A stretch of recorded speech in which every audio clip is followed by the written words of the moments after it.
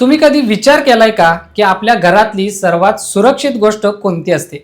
कपाट, तिजोरी? नाही. आपल्या आईच्या गळ्यातलं मंगळसूत्र किंवा बायकोच्या हातातील बांगड्या. आपण त्याला दागिना म्हणतो, पण खरं तर तो आपला आधार असतो. संकट आलं की पहिली नजर तिकडेच जाते. पण आता जर मी तुम्हाला सांगितलं की ज्या गोष्टीवर आपण इतका विश्वास ठेवलाय, जिची किंमत कधीच कमी होणार नाही असं आपल्याला वाटतं, ती गोष्ट अचानक निम्म्यावर आली तर? 1.5 लाख रुपये तोळा असलेलं सोनं अचानक 5 लाखावर आलं तर? छातीत धडकी भरली ना? आज आपण याच भीतीबद्दल बोलणार आहोत.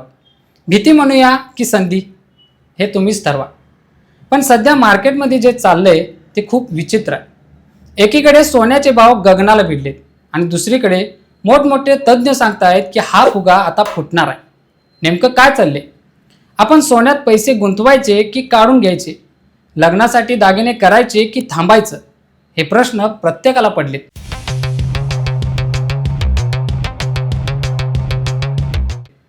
सध्याची परिस्थिती बघा. आपण फेब्रुवारी 2026 मध्ये आहोत. सोन्याचा भाव साधारण 1.5 लाखांच्या पुढे गेलाय. 10 ग्रॅमला 1.5 लाख रुपये. विचार करा, 2-3 वर्षापूर्वी हेच सोनं 50-60 हजारात मिळत होतं. म्हणजे अवघ्या काही वर्षात दुप्पट तिप्पट वाढ. आपल्या पगाराची वाढ एवढी झाली का? नाही. मग सोन्याची का झाली? आणि आता अचानक बातम्या येत आहेत की एका रात्रीत खेळ पालटणार, सोन्याचे भाव कोसळणार.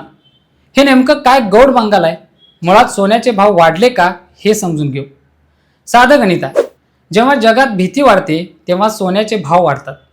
युद्ध सुरू झालं, कोरोनासारखी महामारी आली किंवा बँका बुडाल्या की लोक शेअर मार्केटमधून पैसे काढतात आणि सोन्यात टाकतात. का? कारण कागदाच्या नोटांची किंमत 0 होऊ शकते, पण सोनं हे सोनं असतं. गेल्या काही वर्षात जगात हेच चाललंय.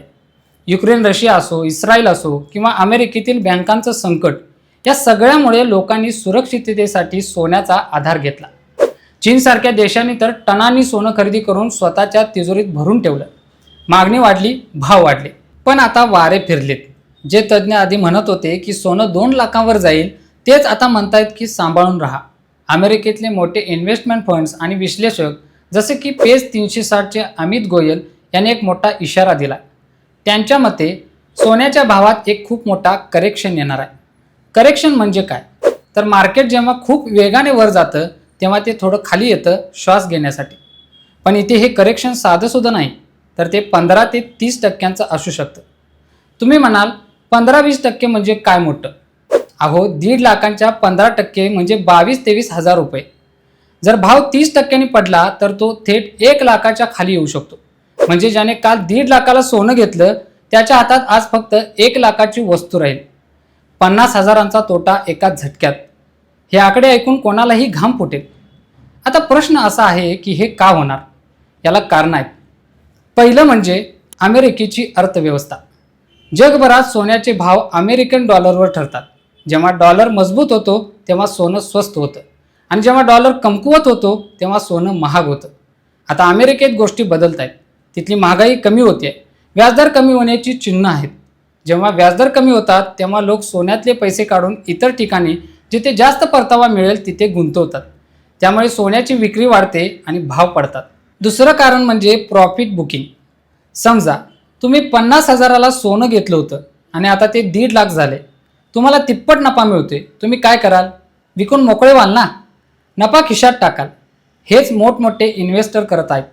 ते आता सोनं विकायला काढतायत आणि जेव्हा बाजारात विक्रीचा जोर वाढतो तेव्हा किंमत खाली येतेच ना.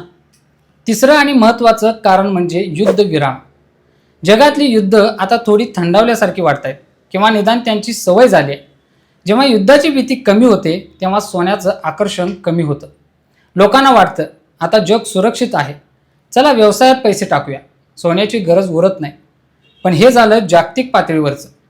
याचा आपल्याशी एका सामान्य मराठी माणसाशी काय संबंध? आपण काय टनानी सोनं घेत नाही किंवा विकत नाही. आपण घेतो ते लग्नासाठी, सणवाराला किंवा भविष्याची तरतूद म्हणून. समजा तुमच्या घरात एप्रिल-मे मध्ये लग्न आहे. तुम्ही दागिने करायचा विचार करत आहात. सोनाराकडे गेलात तर तो काय म्हणतो? साहेब, आत्ताच घ्या, भाव अजून वाढतील. आणि बातम्या सांगतायत थांबा, भाव पडणार आहेत. तुम्ही काय कराल? गोंधळ होणं साहजिकच आहे. जर हे अंदाज खरे ठरले आणि भाव खरोखर 1 लाखाच्या आसपास आले तर तुमचं मोठं नुकसान वाचू शकतं। एका तोळ्यामागे 50,000 वाचले तर 10 तोळ्यांच्या दागिन्यावर तुमचे 5 लाख रुपये वाचतील।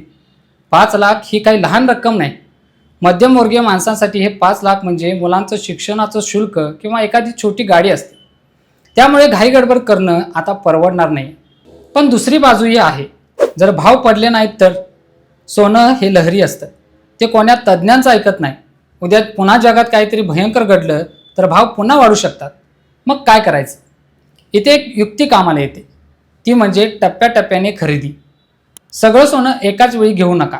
समजा तुम्हाला 5 तोळे घ्यायचं आहे तर आज 1 तोळा घ्या, भाव पडला तर आणखी 2 तोळे घ्या आणि अजून पडला तर उरलेले 2 तोळे घ्या।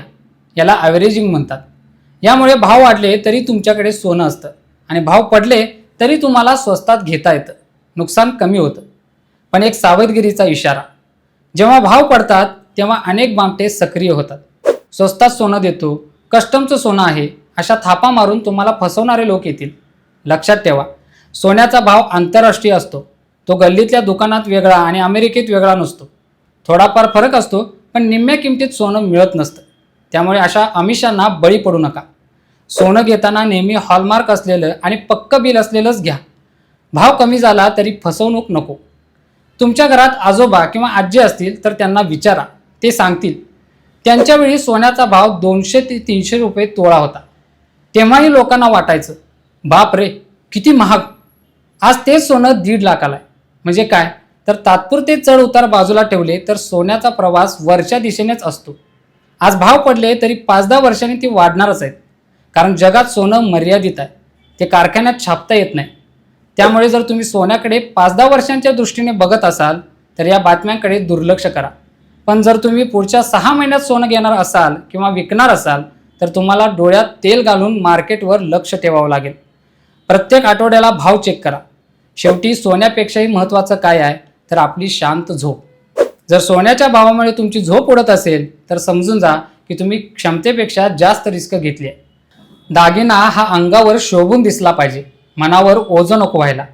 सोनं हे लक्ष्मीचं रूप मानलं जातं आणि लक्ष्मी चंचल असते म्हणतात, ती एका जागी थांबत नाही। भावही असेच चंचल असतात, पण सोन्याचं तेज कधी कमी होत नाही। त्यामुळे या महाधमाक्याच्या बातमीने गांगारून जाऊ नका, शांत डोकं ठेवा। आणि हो, भाव पडले म्हणून गरज नसताना कर्ज काढून सोनं घेऊ नका, ती सर्वात मोठी चूक ठरेल। तुम्हाला काय वाटतं, सोन्याचे भाव खरंच 1 लाखाच्या खाली येतील की ही फक्त एक अफवा आहे? आणि भाव कमी झाले तर तुम्ही सोनं खरेदी कराल का? मला कमेंट्समध्ये नक्की सांगा। आजच्या व्हिडिओत इतकंच। नवीन व्हिडिओत नवीन विषयासोबत पुन्हा भेटूया, या बोलूया।